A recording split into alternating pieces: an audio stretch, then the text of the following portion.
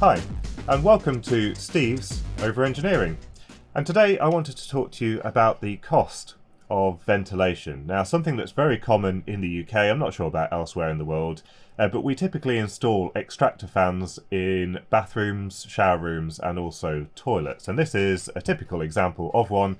This is a Vent Axia ultra low noise type. It's got this little fascia to try and make it look a bit more pleasing, but they all are very similar. So they've got basically a mains powered fan in the centre, and these are usually installed on an outside wall and basically are able to extract air from the room directly to outside. Another way that these can often be installed is in the ceiling or something like that, and then there'll be a flexible duct or something like that that then somehow gets outside.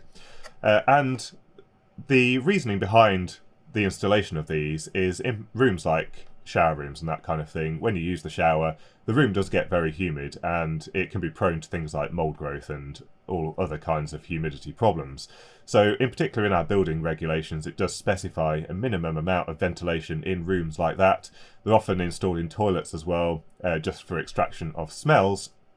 But the easiest way to ensure compliance is by installing one of these fans. And the way that these are usually installed is they are connected to the light in the room. So basically, if you go in the bathroom, you're very likely to turn on the light switch, and that basically forces you to use the fan, because sometimes these are quite noisy, people don't like them, so they're never going to turn them on and then still have the problem with damp. So by installing them onto the lights, you're more likely to leave these turned on, and most people will install a timer model. So that means that when you turn off the light, these will overrun for some preset period. Now, the instruction book gives a bit of guidance as to the best place to install these fans to ensure adequate replenishment of air to reduce the humidity. It also has some wiring diagrams as well, which I've redrawn slightly just for clarity. I've omitted the earth connection here as well. But basically, we've got our lighting circuit. This is a permanent live, and the permanent live goes straight into the fan. We also have our normal light switch for the room with the various lights that we're going to have hanging off that. And that line also goes into the fan. And then we have our neutral connection. So basically the fan always has power. When it detects the switch live being energized, it then spins up the fan, and if that goes de-energized, then it continues to run on the permanent live for a preset period set by the timer, and then it stops spinning. Now, the problem with this system is basically every time someone uses the bathroom, they're very likely to turn on the lights, and so the fan spins up every time someone uses it. And in a family setting where there might be 4 people in the household, that bathroom is going to get used maybe 10 or 15 times every single day. And in the winter months, you're extracting air that has been heated, because most of us will have our central heating on, and then that air has to be reheated because it gets replenished with fresh air from outside. So these are particularly wasteful of energy, and there are other types of fans. So you can get humidity-based fans. However, generally speaking, they don't work very well. They're based on a single threshold. You might set it to turn on at 65% humidity or something like that, and then on a humid day the fan will never actually turn off. So they don't always work that well for people, and so they don't actually end up being used that commonly in the UK. They're also quite a bit more expensive than these timer fans. So what I wanted to talk to you about today is the cost with this, and then my solution to it, because as you know, I was replacing the bathroom in my house, and I was installing the smart lighting system, and there is a solution using that system to this problem. Now, these small fans are often not that great at extracting air in a room where you've got quite a powerful shower. These are generally quite low power fans, and so a different type that people often install in the UK are these ducted type fans. So these are installed often in the loft and that kind of thing, so there's a duct from a vent in the room. And these are quite high power devices. So the one that I've got is one of these Vortis Lineo 100mm fans. And these actually have really quite high extract rates. So anywhere between 180 and 255 meters cubed per hour. Now, do correct me if my maths is wrong here, but based on these fans that I have installed in our shower rooms, the average amount of airflow based on the figures from the datasheet is going to be somewhere around 217.5 meters cubed per hour. And then let's very optimistically say the fan is only going to be on for 10 minutes each time someone uses the bathroom. This is a typical amount of time that people might set the timer for, but then if you're actually using the bathroom, the fan is going to be on for that amount of time plus the 10-minute overrun. But for 10 minutes, that's about 36.25 metres cubed of air that would be extracted from the house. And in a winter month, if it's 5 degrees C outside and we have our central heating thermostat set to 20 degrees C indoors, we've got a delta T of about 15 degrees C. So every time someone uses the bathroom, we then have to reheat that amount of air by 15 degrees C because we tend to have thermostats on our central heating system. So we can work out the amount of energy required to heat that volume of air by 15 degrees C. First of all, the mass of air is roughly 45.19 kilograms, and then specific heat of air in my location, generally speaking, is going to be around this figure here, 1.012, and therefore the amount of energy to do that is going to be 686 kilojoules, or about 0.19 kilowatt hours. And worst case, people are heating their house with electricity, which at the moment is somewhere around 25 pence a kilowatt hour. So every time someone uses the bathroom, it's costing about 5 pence just to replenish the heat that has been lost. And then let's say someone uses it 10 times a day, then that's 50 pence every day. And for 1 month, that's £15. So that's actually quite a lot of energy that is wasted just by blowing air outside. So I plan to address this problem with my smart control board, and this is the over-engineering part of it. But when we're talking about £15 every month, it starts to add up quite quickly. And so this will start to pay for itself, really. So the smart control board currently fitted with 4 trailing edge dimmers, but I did make various other modules that plugged into this board. One of them is a very basic relay module, and this means that we can turn the fan on and off. And also the fan that I've installed has a speed control, only 2 fixed speeds, high and low, but we can install another relay board onto here, and that will allow us to turn the fan on and off, but also switch between high and low depending on the demand. Now, also, if you're a long-time follower of my channel, you know that I was actually the first person to have a SMD assembly order at JLCPCB all the way back in September 2019, a long time ago, but that's when it was first launched. And this is a humidity and temperature sensor module.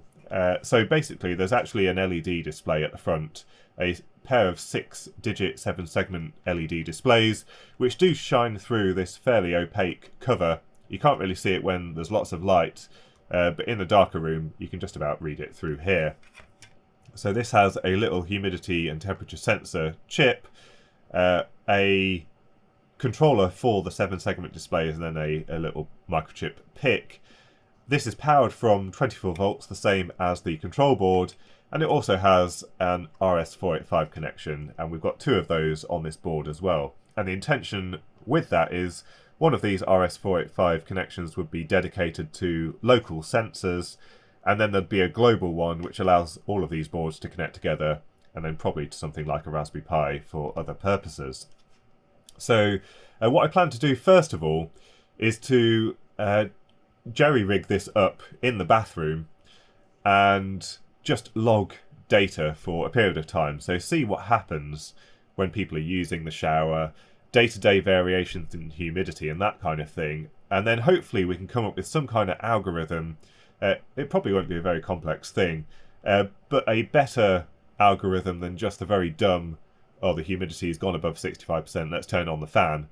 Something a little bit better than that. And I think we should be able to get something that works really quite well. Now, the one problem with a humidity-based fan system is obviously some people like to use the extractor fan to extract smells rather than humidity, and unfortunately these don't smell or anything like that. So we do need some kind of override. We've got all of these switch inputs here. So using these clicky switches from MK, I'm planning to also have a little override button, so if you do need to use it and it's not triggering the humidity sensor, we can just press that and override it and run it for 5 or 10 minutes, whatever I set the timer to. And you can actually get these switches engraved. Unfortunately, the ones that are engraved with fan, I think are just on-off switches, but I'm going to try and take one of these apart and hopefully we can retrofit the engraved switch onto one of these retractive switches, and then it will look quite nice in the room. Now, in the original video back in 2019, I had some firmware running on the PIC, which read the temperature and humidity readings from this sensor every second, and then sent some formatted data to this TM1640 display driver, and basically it just displayed in degrees C the temperature and the relative humidity on the bottom display. Now, one thing I did notice when I was testing it back then is that there is quite a bit of self-heating of this chip, so even if you only read it once a second, the temperature increases past what the temperature in the room actually is. You can get around that if you get a bit of airflow running past this, but I don't really want a fan in this, so I think we're going to have the readings much less common than that, maybe once every 5 seconds or once every 10 seconds. And I've modified that firmware to now use the RS485 interface. So basically each one of these modules has an address. This one at the moment has just been given address 1, and when it gets an inquiry packet on address 1, then it will send back all of its data along with the length and the CRC, along with the type of module that this actually is. I've also written the firmware for the main board to interface with the RS485 connection on here, so that should be sending out packets every second to see who's there, and if anything is there on that address, then it receives the data back and it should be able to format it. However, I've not actually connected these two boards together yet, so first of all what I want to do is see if we can get all of that working. That might mean a little bit of debugging, but let's get on to that. So sadly, it's not quite as straightforward as just plugging it together and it all working. We can see we get the blinking TX light here, so it's sending data out on the bus, but the RX light isn't flashing, so it doesn't seem to be getting anything back. Once we get valid data, it should just be echoing it in a more readable format, ASCII text, on the other RS485 bus, so that we can just log it on a PC or something like that. It should be mentioned that these two LEDs are under software control, so they only blink when there is valid data, or when it's been programmed to, and they have longer persistence, so the transmission doesn't actually take as long as this LED is illuminated. That's just more so that I can see what's going on. On this PCB, actually you can't see it very well. These are only lighting up very dimly because I didn't want this whole thing blinking on the wall. So this top red LED is blinking every time it gets valid data that is written to this address, which is address 1, as you can see here. So it knows it's getting the right data, which means that we are able to do something with the RS485 bus. It thinks it's sending data back as well, but we don't seem to be getting data on the PIC. And crucially, it's not entering the UART receive interrupt. So apparently we're not getting any data back from this module. But you can see here it's reading data, 24.7 degrees C, 40.6 relative humidity. So this is all working properly. It thinks it's working properly. It appears to be sending data from what I can tell. But I think it's time to start probing and see what's actually happening on the board.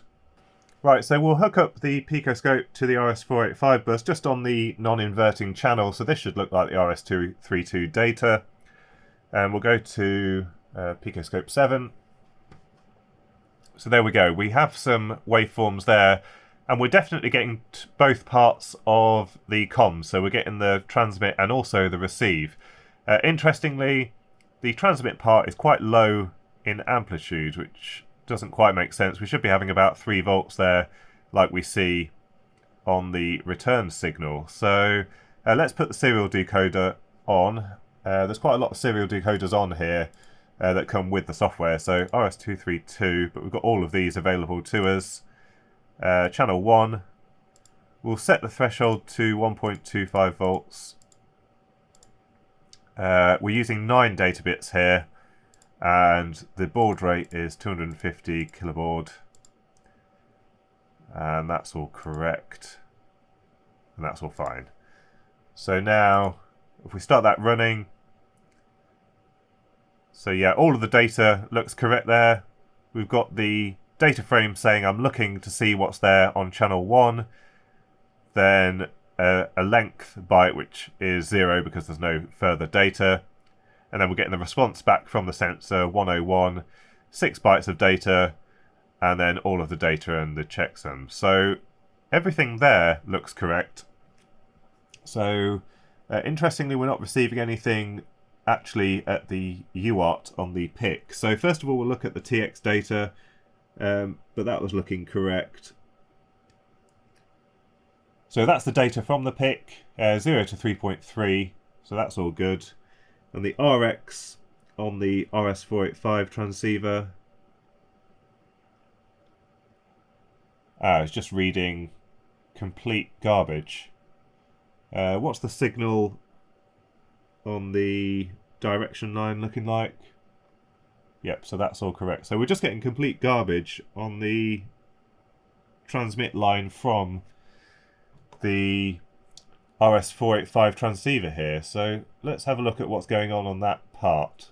So what we have installed here is a Texas Instruments 75176B, it looks like. So this is an RS485 transceiver. On this side we've got power, ground and the A and B lines, that's our differential bus. On this side we've got the receive line to this chip, so it's the TX from the PIC that's on this board. This end we've got the data from this device to the RX line on the PIC. That's the one that's reading garbage. And then these two lines in the middle are tied together. I think that's the buffer enable and the buffer disable for the two buffers that are in this, because we can't transmit and receive at the same time. We have to enable the transmit buffer and disable the RX buffer. So let's have a look at the datasheet for this part. So this is our datasheet for the SN75176B, which is what we've got on the PCB. The internal simplified schematic is straightforward, so it's a pair of buffers. One of them goes from single-ended to differential, and the other one goes from differential to a single-ended buffer. And I've tied together the RE and the DE lines, and you'll see that one of them is inverted. So if we connect them together, when it's set to 0, then we are receiving data. This buffer is enabled, and this one is disabled. And when we set it to logic 1, then this one is enabled, and we transmit on the RS485 bus. So one thing that I noticed, first of all, is the signal levels were quite low on the signal coming from this PCB, and I think I just spotted the problem. It says operates from a single 5-volt supply. We're running this on 3.3 volts, so let's have a quick look at the specs. Supply voltage, yeah, 4.75 to 5.25, so there is a good chance we are just not able to run this particular chip on this PCB. I can't see anything else wrong, so I think it might just be a simple case of swapping out this part. Now I do happen to have, let's have a look, which one is it? This one, the ISL 83485. So this is a 3.3 volt RS485 transceiver, so designed to operate from a 3.3 volt supply, interoperable with 5 volt logic. So this looks correct. Yep, 10 megabits per second is fine in an 8-pin package. So I've got the IBZ-T, which is this one here. So minus 40 to 85, that's what that means. And it's this one, which has the same pin out as what we've already got. So we should be able to swap this part out directly. Right, we've got dual Metcals here, so let's put a bit of solder. And let's see if we can remove this part just with 2 soldering irons here.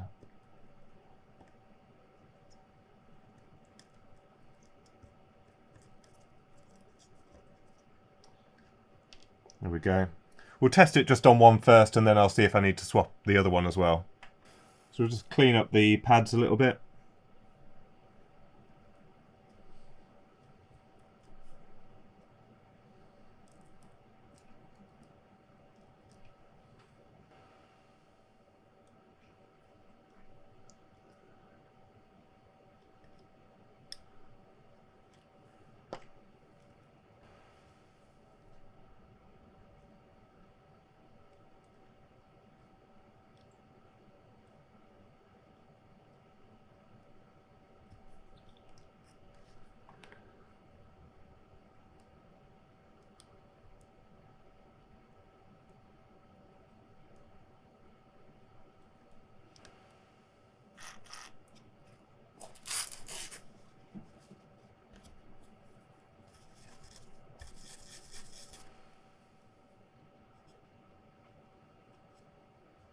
Okay, so let's power it up. Ah, error 1. I haven't got the correct module plugged in, module 1. Let's try again. Aha, there we go. So we should now be getting data. You can see we're now transmitting data on this bus here, and you might just be able to see the RX light flashing here as well. So it looks like that's all working. Let's dim the lights down a bit. Yeah, you can see the green's quite a lot brighter, but the amber light is flashing there on the RX line as well. So that's good. So let's just double check what the bus looks like now, because those voltage levels were a bit concerning. Let's check this has fixed it. And so yeah, that's much more like it. So this is actually on the RS485 bus, and we're getting amplitude between 0.5 and about 3 volts, which is what we're expecting there. And if we look on the data line that we were previously seeing all that noise on, that's now a good clean signal, 0 to 3.3 volts. So we're receiving that data properly. I do need to change that other chip. Right, so I've replaced the other transceiver, and I plan to feed this directly into a laptop just using a normal FT232 transceiver. We can do that by just using the non-inverting channel here on the output here. Let's have a quick look at the Picoscope software again. So yeah, we're getting a good 0 to 3.3 volt signal, as you can see. We're also getting some varying data. Now, we're getting loads of framing errors and stuff like that because the baud rate's all set wrong. This was for our previous connection. This second UART is set for a different baud rate. So we've set it to 115200 baud. Only 8 data bits this time. And we'll look at the ASCII because we're actually outputting ASCII directly here so that we can read the data a bit more easily. So as you can see, it's decoding the data fine now. No red marks around here, so the framing is all correct. And we've got the table here which shows all of our data coming in. So we're reading T, 2452, which means the temperature is 24.52 degrees, and then H, 4107, and a carriage return and a line feed. So humidity is 41.07%, carriage return, line feed, and then we've got our next frame of data. And we're able to export this into various file formats. And we've also got the data to text as well. So really nice that we can put all of the data here in a table. It's separating out the buffer numbers as well, based on what we've got displayed on the screen here. So we can separate out the data and we can process out the data should we want to. So a really nice feature there of the Picoscope 7 software. So I'm going to leave it there for today. I now plan to set this up. I'm going to put this part in the bathroom and this part elsewhere, and log some data over several days. Hopefully we'll see changes in humidity just from day-to-day conditions, and then also be able to see the actual data from when something like the shower or the bath is being used, when you might actually want the fan to come on. Now, that sounds like an awful lot of work, and as I mentioned, there is quite a lot of over-engineering going on here, but since we've got these boards, and we're going to be using them anyway, we may as well use the CPU power to do something useful. And as we mentioned, we're using quite a bit of power, especially in the winter, to reheat our homes when we're just blasting this air outside. This is using about 50 milliamps for this whole thing from the 24 volt rail, which is 1.2 watts. So we can quickly work that out. That's the same as 0.012 kilowatt hours, which is 28 milli kilowatt hours a day. And then for a month, that's the equivalent of just less than a kilowatt hour for an entire month. So less than 25p each month to use this PCB, which is quite a lot of a saving compared to what we were talking about earlier. So definitely worthwhile doing, I think, since we've got the hardware running anyway. And I think it'll also reduce the inconvenience, because the last thing you want when you go into the bathroom at night, for example, is to turn on the light and have a fan blasting away, waking everyone up. So I think this should be a good solution, and we'll return to it in a future video. So I hope you enjoyed the video. If you've got any thoughts or comments, don't forget to leave them in the comments section down below. Also, don't forget to visit our sponsor, JLCPCB, if you're thinking about getting some boards like this made. So also a big thank you to my Patreon supporters. I don't thank them enough, but you're really helping sustain the channel and keep everything going. There is a Patreon link in the description, and also I think something appears around here on the screen at the end of the video. But anyway, hope you enjoyed the video, and until next time, thanks for watching.